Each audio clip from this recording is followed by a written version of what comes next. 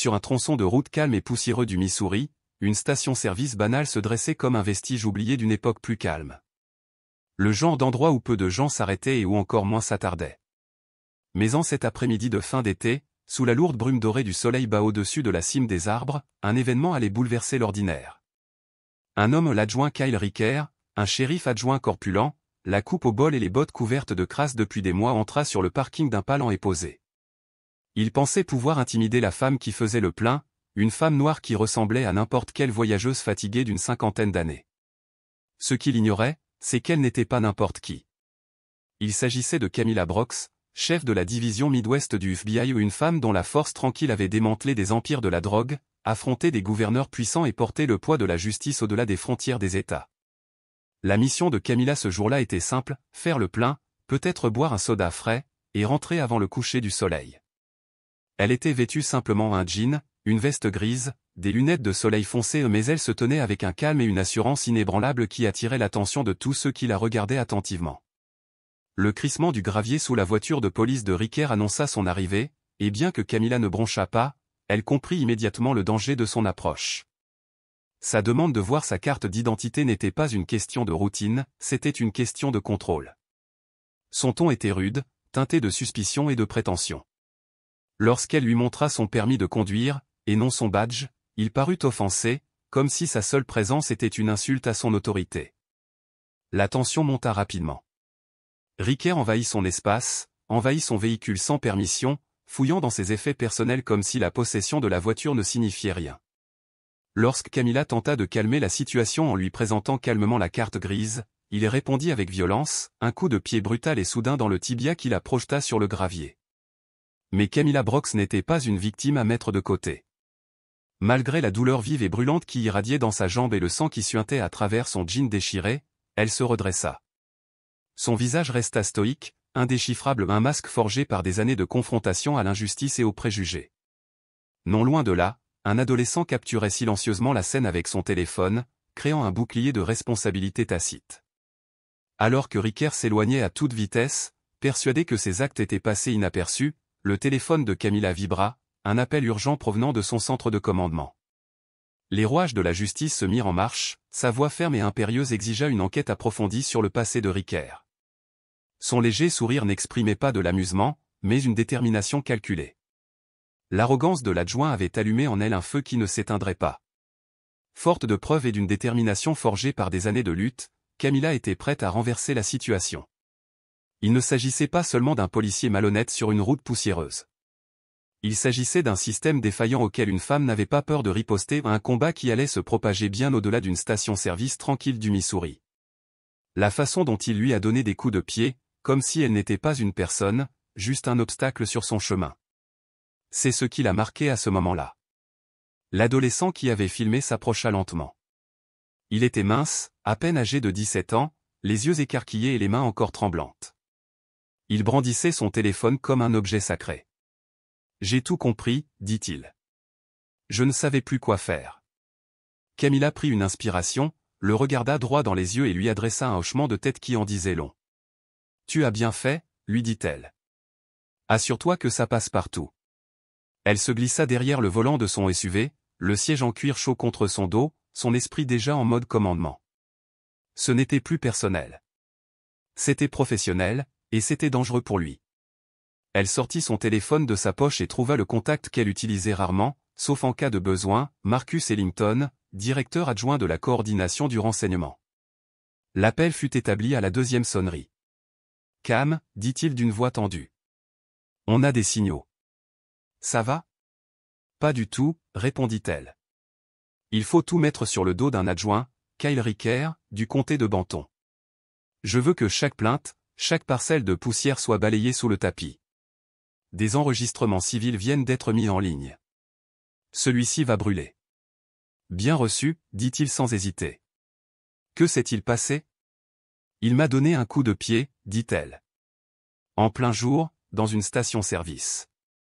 Je pensais n'être qu'une femme noire de passage. » Il y eut un silence au bout d'un instant.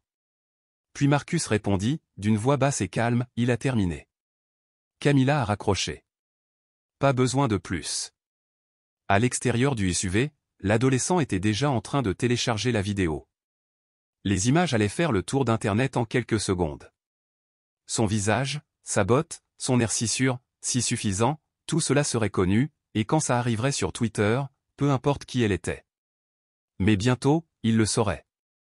Elle se pencha pour se frotter le genou, puis ouvrit la petite pochette latérale de son sac. À l'intérieur se trouvait son badge, chef du FBI, division du Midwest. Il brillait dans la faible lumière comme s'il avait une voix propre. Elle ne l'avait pas montré plus tôt, non pas parce qu'elle se cachait, mais parce qu'elle voulait voir jusqu'où cet homme irait, jusqu'où ses préjugés le mèneraient. Et maintenant, elle savait. Le réservoir émit un bip, signalant qu'il était plein. Elle remit le pistolet en place, revissa le bouchon et marqua une pause. Une brise balayait le parking, soulevant poussière et odeur d'essence. Au loin, elle entendit une sirène, faible mais de plus en plus forte. Pas pour elle. Pas encore. Mais bientôt, il viendrait les chercher. Non pas parce qu'elle les avait appelés, mais parce qu'Internet l'exigerait. Elle s'engagea sur l'autoroute, lentement, méthodiquement, le SUV roulant doucement sur le gravier. La douleur dans son genou s'est propagée lorsqu'elle a appuyé sur l'accélérateur, mais elle l'a accueilli avec plaisir. Cela l'a ramenée à la raison. 30 kilomètres plus loin, elle s'arrêta dans un restaurant tranquille à la peinture rouge écaillée et au néon bourdonnant, ouvert, quoique à peine. Elle avait besoin d'un moment, non pas pour se reposer, mais pour planifier. À l'intérieur, les lumières vacillaient sur des banquettes usées et de vieux sols en linoléum. Une serveuse derrière le comptoir l'examina, remarqua sa boiterie et dit « Rien de bon ». Camilla ne voulait pas de pitié. Elle voulait un café et 10 minutes de silence. Elle s'assit au fond, dos au mur, les yeux rivés sur l'entrée. La serveuse lui a apporté une tasse ébréchée et une part de tarte sans rien demander. « On dirait que tu as eu une journée bien remplie », dit-elle gentiment. Camilla parvint à esquisser un mince sourire. Quelque chose comme ça.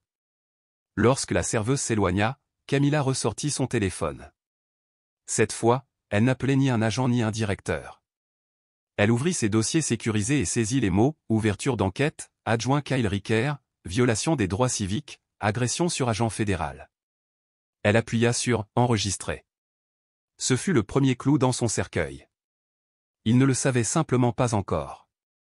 Ça n'a pas pris longtemps. Le temps que Camilla finisse sa part de tarte et avale sa deuxième tasse de café noir, la vidéo était déjà partout. Au début, elle était modeste, avec seulement quelques retweets de lycéens du quartier qui connaissaient le jeune qui l'avait filmé. Puis une republication sur une page communautaire du Missouri. Mais en moins d'une heure, le message a explosé, TikTok, Reddit, Twitter, Facebook. Il s'est répandu sur toutes les plateformes comme une traînée de poudre. Cette botte qui lui a heurté le tibia, la faisant tomber sur le gravier. Le sourire narquois de Ricker, sa voix qui disait « C'est là que tu appartiens ». Le tout se répétait encore et encore, agrémenté de légendes qui disaient tout et n'importe quoi, de « c'est l'Amérique »,« ah, c'est quelqu'un, attends un peu ». Le monde ne savait pas encore qui elle était, mais ils savaient ce qu'ils voyaient et ils étaient fous. Quand Camilla est ressortie du restaurant, son téléphone vibrait sans arrêt. Marcus avait envoyé un texto « Tu fais le buzz ». La vidéo a déjà 1 million de vues. Puis, le nom de Ricker est tendance. J'ai ton dossier. Tu veux les moments forts ou l'intégralité de l'affaire? Elle a répondu un mot, les deux. Il l'a appelé 2 minutes plus tard. 6 ans de service, dit Marcus à voix basse. Ricker a 4 plaintes pour usage excessif de la force. Toutes classées. 3 concernaient des hommes noirs de moins de 30 ans. L'une d'elles concernait une infirmière latino-américaine qu'il avait arrêtée pour un feu arrière cassé et qu'il avait tenté d'arrêter pour résistance. Toutes classées sans suite. La mâchoire de Camilla se tendit. Et sachez ceci, a-t-il poursuivi. Le bureau du shérif l'a toujours soutenu. La superviseure Linda Coquin, élue 3 mandats, se présente sans opposition, étroitement liée à la commission du comté. Elle n'a jamais déposé de rapport disciplinaire qui ait été retenu. Camilla resta silencieuse un instant. Elle fixait simplement la route déserte, l'enseigne au néon du restaurant clignotant derrière elle, comme si elle hésitait à rester allumée ou éteinte. Ils vont essayer de l'enterrer, dit-elle. Finalement, Marcus ne protesta pas, mais c'est trop tard. La vidéo est sortie. L'article est brûlant. Les cases de reportage sont probablement déjà à mi-chemin de Banton. Camilla hocha la tête pour elle-même. Alors, faisons en sorte qu'il n'ait pas cette chance. Elle raccrocha et remonta dans son SUV. Sa claudication était plus marquée maintenant. Son genou s'était raidi alors qu'elle était assise. Elle grimaça en avançant, mais ne ralentit pas. Elle réfléchissait déjà à l'avenir, planifiant ses 3 prochaines étapes. C'est comme ça qu'elle avait toujours survécu. Rester calme. Rester alerte. Garder 5 coups d'avance sur le chaos. Lorsqu'elle a franchi la sortie suivante, sa boîte mail était inondée, journalistes, militants, anciens agents de terrain à qui elle n'avait pas parlé depuis des années. Tous lui posaient la même question, est-ce vraiment vous dans la vidéo? Elle les ignora pour l'instant. Elle envoya plutôt un message crypté directement au service juridique du bureau. J'ai besoin d'accéder aux dossiers internes de la shérif Linda Coquin. Tous les adjoints affectés à son unité. Les plaintes des 10 dernières années, résolues ou non. 10 minutes plus tard, une réponse m'est parvenue. J'y travaille. Le directeur veut être informé. Il n'est pas content. Camilla sourit. C'était quelque chose. Le soleil avait maintenant disparu sous la limite des arbres, laissant l'autoroute baignée de longues ombres. Les phares de son SUV capturaient la poussière tourbillonnant sur la route comme des fantômes. Elle alluma la radio. Toutes les stations diffusaient déjà l'histoire. Une vidéo circulant en ligne montre ce qui semble être un adjoint du shérif agressant une femme noire dans une station-service. Les avocats des droits civiques demandent une enquête immédiate au bureau du shérif du comté de Banton. La femme n'a pas encore été identifiée, mais des sources suggèrent qu'elle pourrait avoir des liens avec les forces de l'ordre fédéral. Camilla baissa le volume et continua de conduire. Elle savait ce qui allait suivre, les appels, les conférences de presse, les excuses timides de fonctionnaires qui avaient passé des années à ignorer ce comportement précis. Ils faisaient semblant d'être choqués. C'était toujours le cas. Mais elle n'était pas là pour être choquée. Elle était là pour obtenir des résultats. Elle s'arrêta dans un petit motel en bord de route, juste après la frontière du comté. Elle s'enregistra sous un autre nom et paya en espèces. De vieilles habitudes. Elle n'avait pas besoin d'être surveillée ce soir. Pas avant d'avoir tout mis en place. La chambre était basique. Un lit simple, une lampe poussiéreuse, une télévision qui n'avait probablement pas fonctionné depuis l'administration Bush, mais elle avait le Wi-Fi et une serrure fonctionnelle. Elle posa son ordinateur portable sur la petite table et ouvrit le dossier que Marcus lui avait envoyé. Le dossier de Ricker, des photos, des plaintes scannées, des témoignages de civils restés sans suite. Une femme avait même écrit une lettre à l'éditeur il y a 3 ans, le décrivant comme hostile, agressif et ivre de pouvoir. Personne ne l'avait publié, et maintenant ils étaient là. Camilla a créé un nouveau document intitulé Modèle de mauvaise conduite de Banton, conclusion préliminaire. Elle a tapé pendant l'heure qui a suivi, son genou glacé avec une serviette enroulée de la salle de bain, son téléphone bourdonnant toutes les quelques minutes avec des mises à jour, des articles, des mentions, du bruit. Elle a tout ignoré. Chaque mot qu'elle tapait était une brique dans le mur qu'elle construisait. Pas seulement autour de Ricker, mais autour de toutes les fondations pourries sous lui. Parce que ce coup de pied n'était pas seulement une agression. C'était une fenêtre. Et maintenant, elle prévoyait de déchirer tout le cadre. Camilla n'a pas dormi cette nuit-là. Pas vraiment. Peut-être qu'elle a fermé les yeux pendant 20 minutes sur la couverture du motel, mais son esprit n'a jamais cessé de bouger.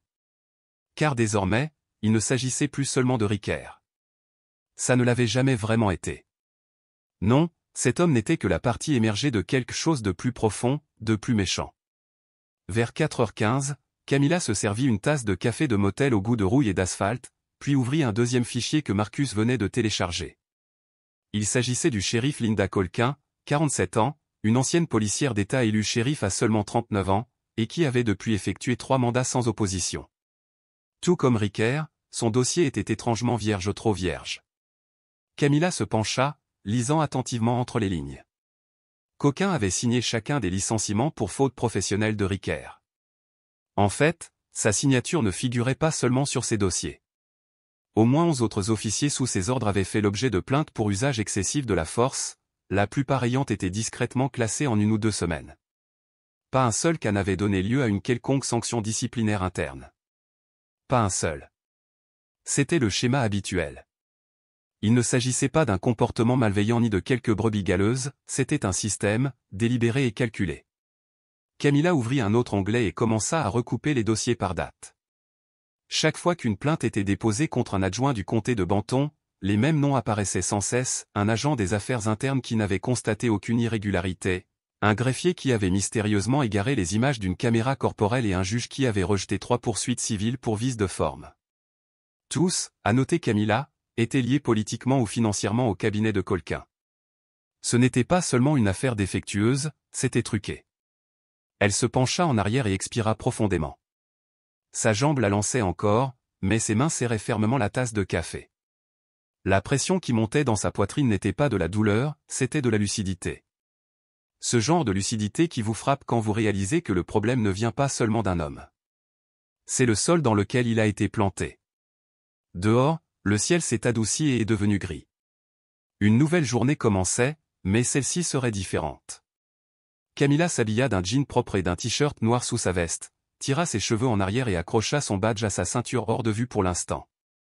Puis elle passa l'appel. Marcus décrocha à la première sonnerie. « Tu es en avance. »« Je suis furieuse, dit-elle d'un ton neutre. Et j'ai un travail pour toi. Frappez-moi. J'ai besoin que vous découvriez qui finance la réélection de Colquin. Tous les comités d'action politique, les liens avec l'immobilier, les dons de l'extérieur. Je veux l'arbre entier, pas seulement les branches. Je m'en occupe. » Elle marqua une pause. « Et Marcus ? » ?»« Ouais. Je veux savoir si elle est sale ou si c'est l'architecte. » Cette phrase retentit lourdement entre eux. Il comprit. À 6 heures du matin, Camilla quitta le motel. Le gérant n'avait même pas levé les yeux de ses mots croisés, ce qui était normal.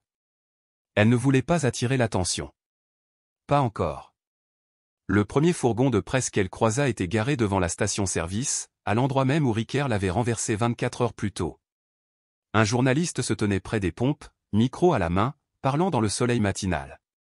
Ce clip allait être diffusé sur tous les écrans américains avant midi. Camilla passa devant sans ralentir. À 7h30, elle se présenta au bureau du FBI, près de Jefferson City. Sans prévenir, elle présenta son badge, fixa fermement la réceptionniste du regard et adopta un ton qui n'invitait pas à poser de questions. Elle prit une salle de conférence libre à l'arrière et alluma son ordinateur portable. En moins d'une heure, Marcus lui a livré une pile de documents financiers de campagne, de registres de dons et de notes internes. Le shérif Colquin était soutenu par 2 entreprises de construction locales, une société de sécurité tierce et un juge à la retraite qui dirigeait désormais un conseil des relations communautaires qui n'avait pas publié de rapport public depuis 5 ans. Tous avaient bénéficié de contrats attribués par le bureau du shérif, contrats de construction, modernisation des équipements de surveillance, et même contrats de restauration à la prison du comté. Tous les liens s'alignaient comme des dominos. Camilla regarda les noms un par un. Puis elle ouvrit un nouveau document, celui-ci n'était pas destiné au FBI. Il n'était pas destiné à la presse. Il était pour elle. Elle l'intitula « Réseau » et commença à le construire. Ricker en bas. Colquin au-dessus. L'agent des affaires internes, le juge, le greffier, les donateurs, un réseau inextricable de complices. À chaque fois qu'elle ajoutait un nom, quelque chose se transformait en elle. Ce n'était plus de la vengeance. Ce n'était même plus de la rage. C'était du devoir. Pur et simple. Ça n'allait pas faire la une des journaux. Ça allait être un jugement. Peu après midi, Camilla sortit pour la première fois depuis des heures, ayant besoin d'air et de clarté. Le ciel était plus bleu qu'il ne le devrait.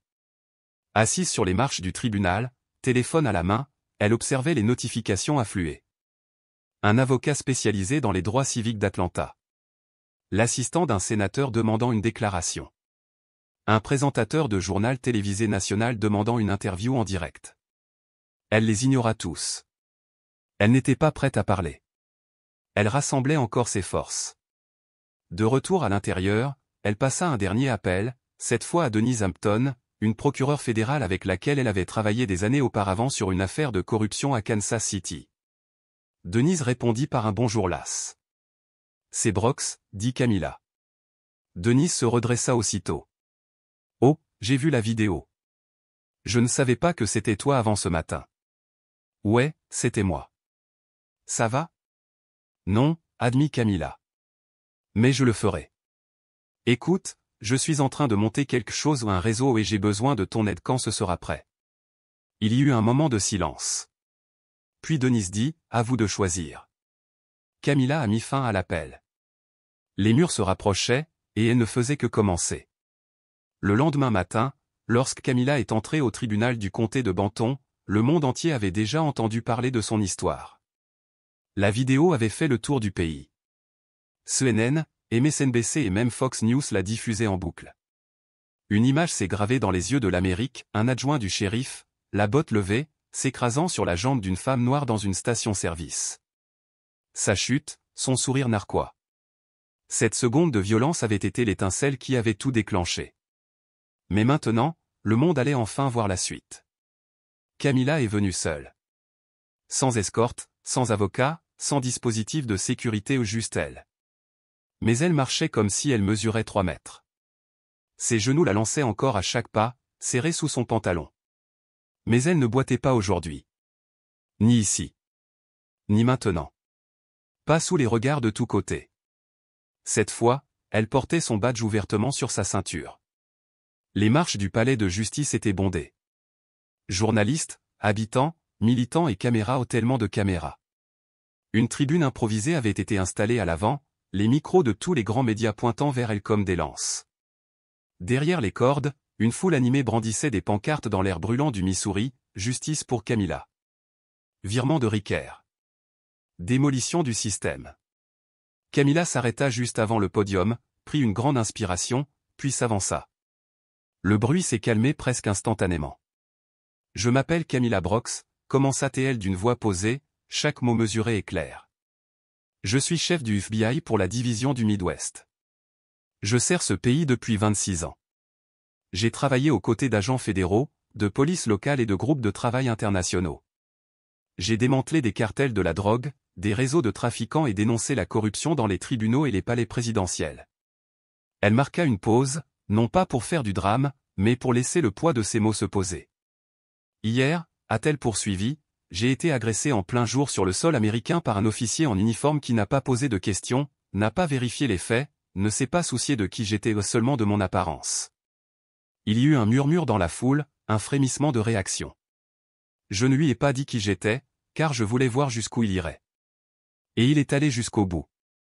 Il m'a bousculé, il m'a donné des coups de pied. Et puis il est parti comme si de rien n'était. La voix de Camilla resta calme, mais le feu derrière ses yeux commença à briller. Je ne suis pas ici aujourd'hui pour parler d'un seul homme, a-t-elle déclaré. Je suis ici pour parler du système qui l'a formé à croire que c'était acceptable.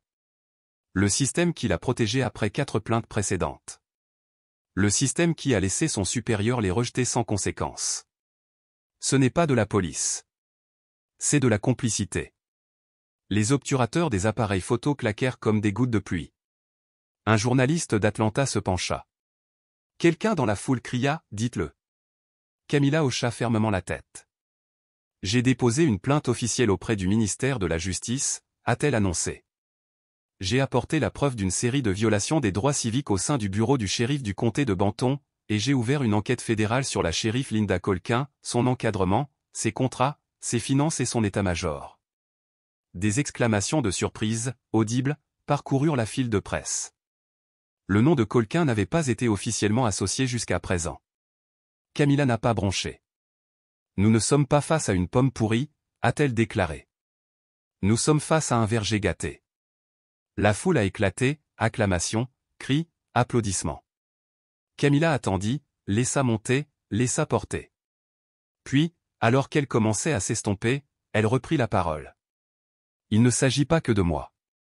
Il s'agit de chaque personne arrêtée parce qu'elle ne semblait pas à sa place. De chaque enfant fouillé parce qu'il portait le mauvais sweat à capuche. De chaque mère qui a porté plainte et a disparu. De chaque homme qui a été malmené et à qui on a dit d'être reconnaissant que ce ne soit pas pire. Elle scruta la foule, trouva des visages qu'elle ne connaissait pas, mais se sentait connectée à chacun d'eux. Il ne s'agit pas de politique, a-t-elle déclaré. Il s'agit de justice. Il s'agit de vérité.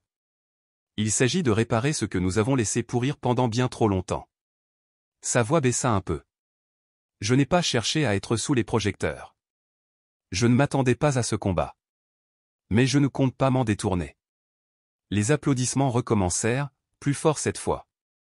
Derrière les caméras, un membre du bureau du shérif se tenait immobile, les yeux fixés sur lui. Camilla le remarqua et soutint son regard une seconde de plus que poli. Puis elle s'est retirée du podium. Une douzaine de journalistes ont lancé des questions en même temps. « Chef Brox, est-il vrai que vous avez été menacé? L'adjoint Ricker est-il toujours en service? Pensez-vous que le shérif devrait démissionner ?» Elle ne répondit à aucune d'elles. Elle se retourna et descendit les marches, les épaules droites, le pas assuré. La foule s'est écartée autour d'elle comme une marée. Marcus l'a rencontré près du SUV et lui a tendu une bouteille d'eau. C'était un sacré discours, a-t-il déclaré. Camilla expira, un sourire rare tirant sur sa bouche. Maintenant, ils savent, dit-elle. Oui, répondit-il. Mais quelqu'un aussi. J'y compte. Il ouvrit la portière passager, mais elle marqua un temps d'arrêt avant de monter. Regardant le palais de justice, le bâtiment, la foule, l'état général, elle dit, ce n'est plus une simple étincelle. C'est un fusible. Elle est montée à bord et le feu a suivi. Ils n'ont pas attendu longtemps pour riposter.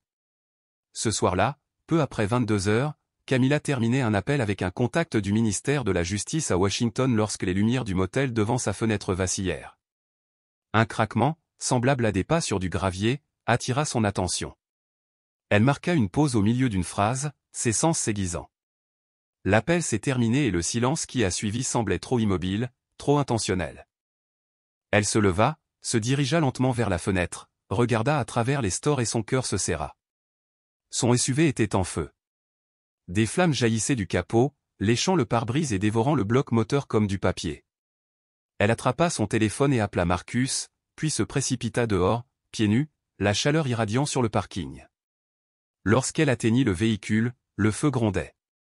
Quelqu'un avait lancé un cocktail Molotov ou une bouteille en verre remplie d'essence, une mèche en tissu, projetée à travers la calandre. La fumée lui rongeait la gorge, ses yeux s'embuaient. Sous le lampadaire, près du trottoir, elle aperçut un morceau de carton coincé sous l'essuie-glace d'une voiture voisine. 3 mots, griffonnés au marqueur noir épais, restez dans votre voie. Elle n'avait pas besoin de deviner. C'était un avertissement. Mais le problème avec les coups de semonce, c'est qu'ils ne fonctionnent que sur les personnes qui prévoient de courir. Marcus arriva 5 minutes plus tard, pneus crissants, extincteur à la main. Il arrosa jusqu'à ce que les flammes sifflent et s'éteignent, la mousse se formant sur le trottoir. Puis il se retourna, la poitrine haletante, et regarda Camilla droit dans les yeux. Ils ont peur. Elle hocha la tête une fois. Bien. Le lendemain matin, Camilla a déposé une plainte fédérale pour intimidation. Le même jour, des images de caméras corporelles prises le jour de l'agression ont finalement fait surface, divulguées par un lanceur d'alerte au bureau du shérif. Elle confirmait tout ce qui était vu sur la vidéo du téléphone portable et plus encore. On entendait Ricker se moquer d'elle tandis qu'elle peinait à se relever, insultes racistes, rire. Impossible de faire tourner la tête. Malgré tout, quelqu'un a essayé. Elle a publié une déclaration sur la page Facebook du département, un communiqué de presse vide de sens exprimant une profonde inquiétude et l'attente des résultats de l'enquête. Elle n'a pas mentionné Camilla ni Ricker, se contentant de mots vagues et de détournements de la question. Camilla n'a pas répondu. Elle n'en avait pas besoin.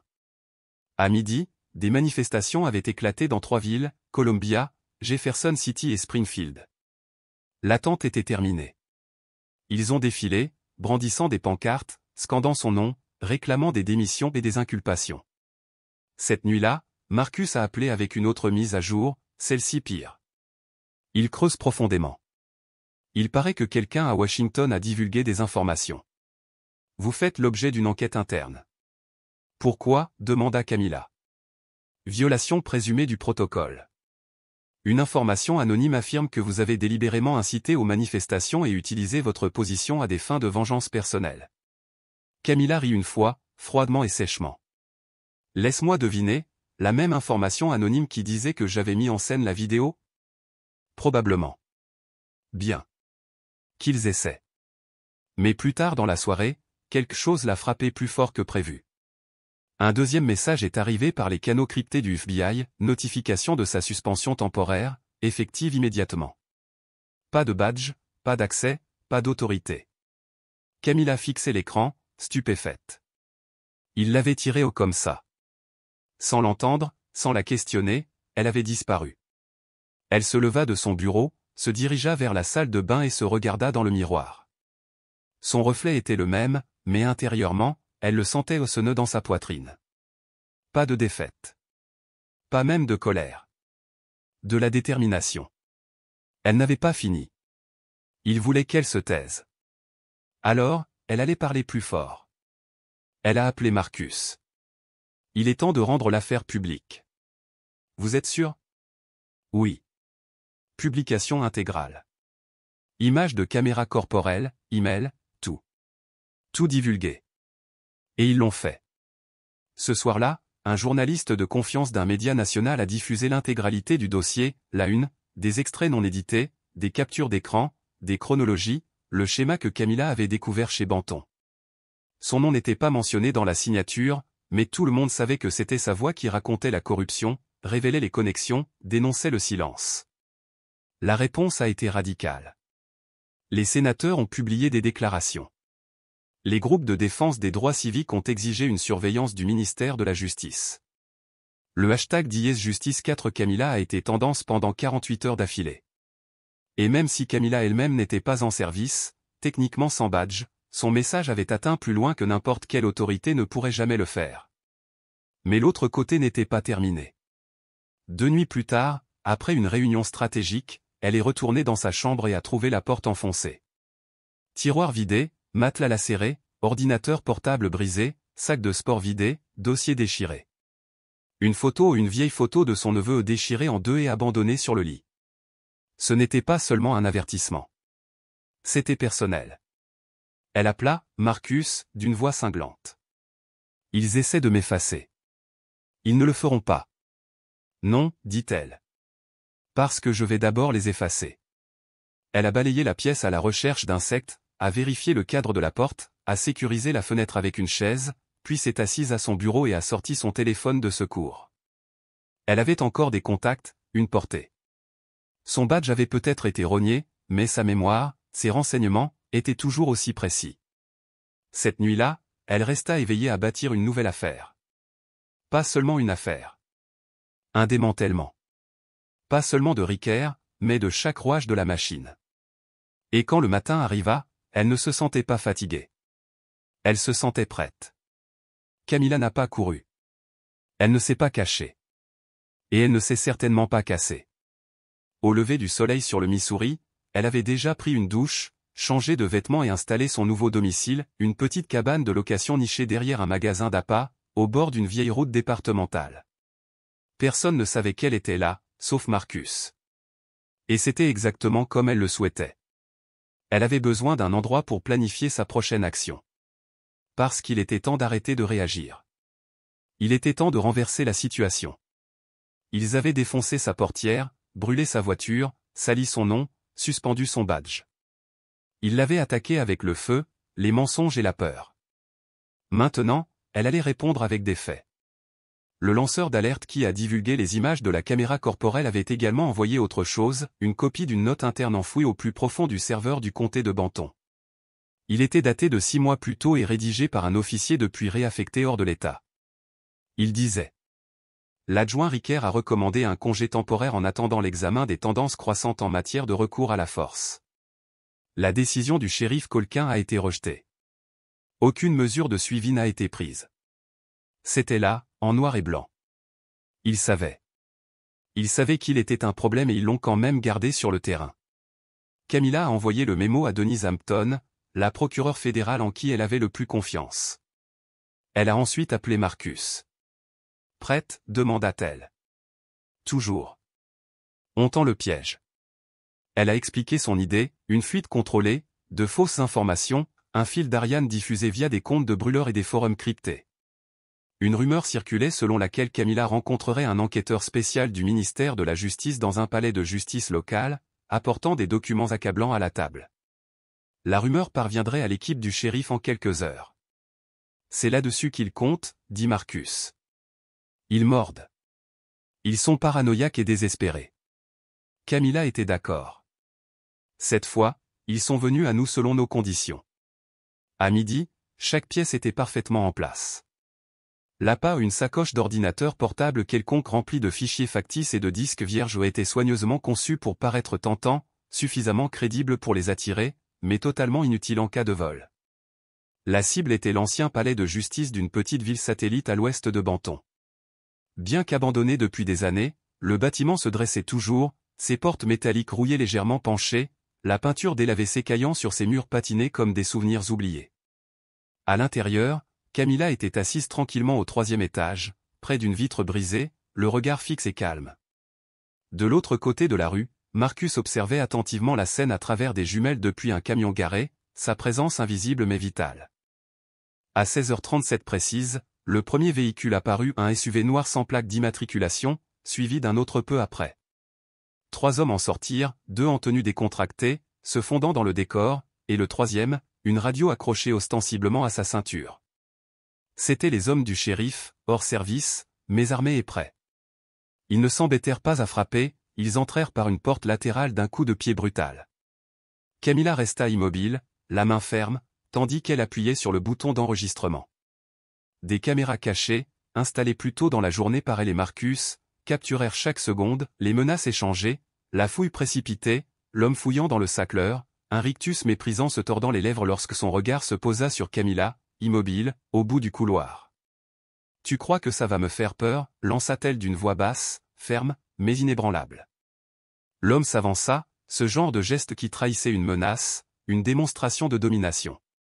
Mais avant qu'il puisse agir, Marcus l'appela. En moins d'une minute et demie, 2 agents fédéraux firent irruption par l'entrée principale du tribunal, badges étincelants, gilets pare-balles scintillant sous la faible lumière. « FBI » cria l'un d'eux d'une voix cinglante et autoritaire. Les mains bien en vue. Les intrus se figèrent sur place, pris en flagrant délit et exposés. Camilla s'avança, son enregistreur capturant toujours chaque instant. « Vous avez amené la bagarre jusqu'à ma porte » déclara-t-elle avec audace. « Maintenant, vous allez en répondre. » Les agents menottèrent rapidement les hommes tandis que Marcus les suivait, saluant Camilla d'un hochement de tête approbateur. « Ça a marché à merveille » murmura Marcus. « Bien sûr que oui » répondit Camilla, une confiance tranquille s'installant en elle. « Ils croient qu'ils chassent. Ce qu'ils ignorent, c'est qu'ils sont la proie depuis mardi. » Sans attendre, les images furent compilées et envoyées directement au bureau des affaires internes du FBI. Mais Camilla n'avait pas encore terminé. Elle a téléchargé un court extrait de 30 secondes sur son cloud privé et l'a envoyé au journaliste qui avait révélé l'affaire. L'extrait ne révélait ni visage ni nom, seulement des ombres et une voix tremblante de colère qui déclarait « Elle est finie. » Vous m'entendez ? Terminé. L'extrait est devenu viral du jour au lendemain, bouleversant radicalement le récit. Il ne s'agissait plus seulement d'une vidéo virale dénonçant un policier raciste. C'était devenu la preuve irréfutable d'une campagne de représailles organisée contre un agent fédéral. Face à la pression publique, le ministère de la Justice fut contraint d'agir. Il lança une enquête spéciale sur le bureau du shérif du comté de Banton. Colquin fut placé en congé administratif dans l'attente d'un examen. L'adjoint Riquer resta suspendu. Camilla lut les gros titres de la presse ce soir-là, dans la solitude silencieuse de sa cabane. Marcus lui tendit une tasse de café fumant, un sourire sincèrement admiratif. « Vous avez transformé leur embuscade en raid fédéral. » Pour la première fois depuis des jours, le sourire de Camilla était sincère, non pas un masque calculé, mais un instant de pure satisfaction. Pourtant, au fond d'elle-même, elle savait que ce n'était que le début. Le premier craquement ne signifiait jamais la fin. S'installant dans un fauteuil en bois grinçant, elle baissa les yeux vers sa jambe bandée et fléchit les doigts pensivement. « Maintenant, » dit-elle doucement mais avec une détermination farouche, « nous poursuivons ceux qui ont donné les ordres. » Ouvrant à nouveau son ordinateur portable, elle commença à constituer un nouveau dossier intitulé chaîne de commandement. Et si Colquin n'était pas au sommet de cette pyramide, alors quelqu'un d'autre l'était et Camilla était déterminée à gravir cette chaîne, échelon par échelon, jusqu'à ce qu'elle découvre la main qui avait frappé l'allumette. Et quand elle l'a fait, elle a juré qu'elle brûlerait tout cela jusqu'au sol.